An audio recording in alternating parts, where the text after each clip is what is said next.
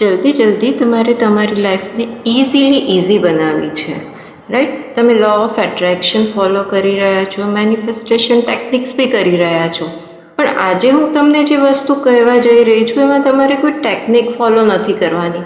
અને આ વસ્તુ તમે સહજતાથી તમારી રૂટીનમાં જો રોજ કરશો તો જાદુની જેમ તમારી જીવન બદલાઈ જશે અને તમને ખબર પણ નહીં પડે. એકચ્યુઅલમાં કરીને જુઓ, હું આ કરું છું એટલા માટે તમને કહું છું. આમાં તમારે બીજું કશું જ નથી કરવાનું. સવારે જ્યારે ઉઠો, સવારે ઉઠતાની સાથે મોટી સ્માઇલ ફેસ ઉપર અને એક વિશ્વાસ સાથે કે યુનિવર્સ મારી સાથે છે. હસતા હસતા મોડે ઉઠવાનું છે અને મનમાં એ જ વસ્તુ રાખવાની છે કે યુનિવર્સ મારી સાથે છે. આ છે leave in the zone, live in the present moment. આપણને જે વસ્તુ જોઈએ છે એના માટે આપણે કામ તો કરીએ જ છે, બરાબર?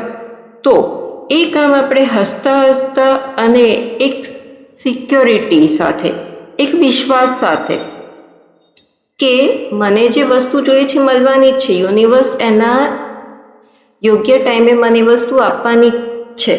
તો એટલા માટે તમારે એકદમ કોન્ફિડન્સ સાથે ઉઠવાનું છે, with big smile on the face, અને કહેવાનું છે કે યુનિવર્સ મારી સાથે છે, એ એનું કામ કરી રહ્યો છે અને હું મારું કામ કરી રહ્યો છું.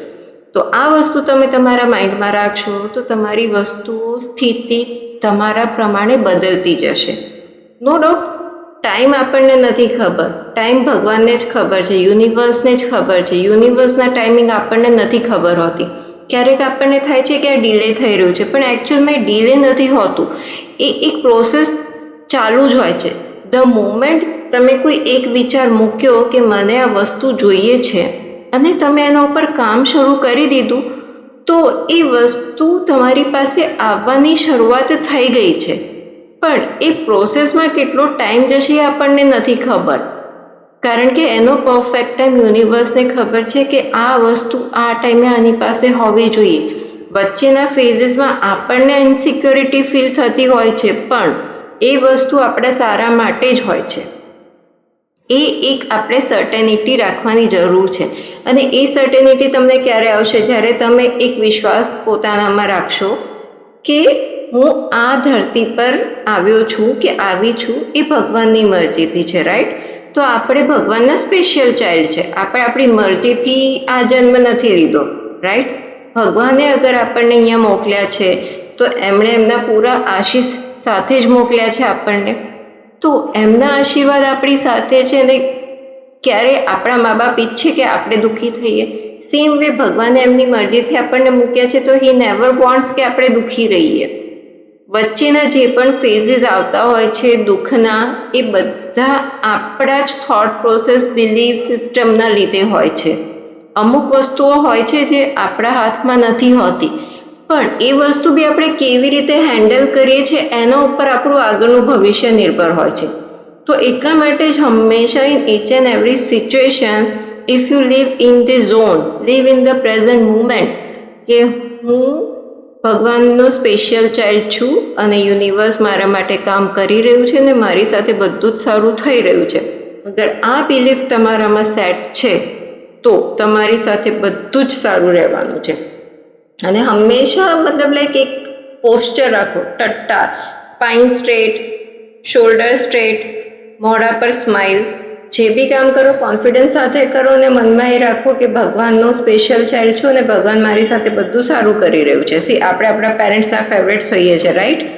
એ હંમેશા આપણું સારું વિચારતા હોય છે. સેમ વે આપણે ભગવાનના ફેવરેટ્સ છે. આપણે જે પણ મેનિફેસ્ટ કરવા માંગીએ છીએ એ વસ્તુ ભગવાનને ખબર છે કે આને કયા યોગ્ય ટાઈમે આપવું.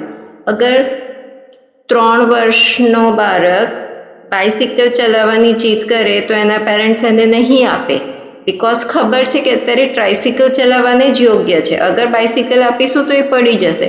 સેમ વે આપણી જોડે છે. આપણે આપણી વિચાર શક્તિ, મેનિફેસ્ટેશન, ડિઝાયર્સ હાઈ રાખીએ છીએ, રાઈટ?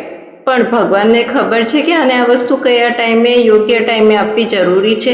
એના માટે બહુ બધા ફેક્ટર્સ હોય છે. આપણી મેચ્યોરિટી કઈ ટાઈપની છે, આપણી અત્યારની સિચ્યુએશન કઈ ટાઈપની છે, આપણું થિંકિંગ કઈ ટાઈપનું છે. જ્યારે બધી વસ્તુ અલાઇન થશે, આપણે મેચ્યોરિટી સ્ટેજ ઉપર પહોંચીશું, તે વસ્તુ આપણને મળવાની જ છે. એનો પ્રોસેસ બી ચાલુ થઈ ગયો છે. વસ્તુ ખાલી આપણે વિશ્વાસ અને ધીરજ રાખવાની જરૂર છે. તો લીવ ઇન ધ ઝોન. હંમેશા સ્માઇલ રાખો અને સર્ટેનિટી રાખો કે આ વસ્તુ મને મળી ગઈ છે, કારણ કે એનો પ્રોસેસ સ્ટાર્ટ થઈ ગયું છે. એના પરફેક્ટ ટાઈમે આ વસ્તુ મને મળી જશે.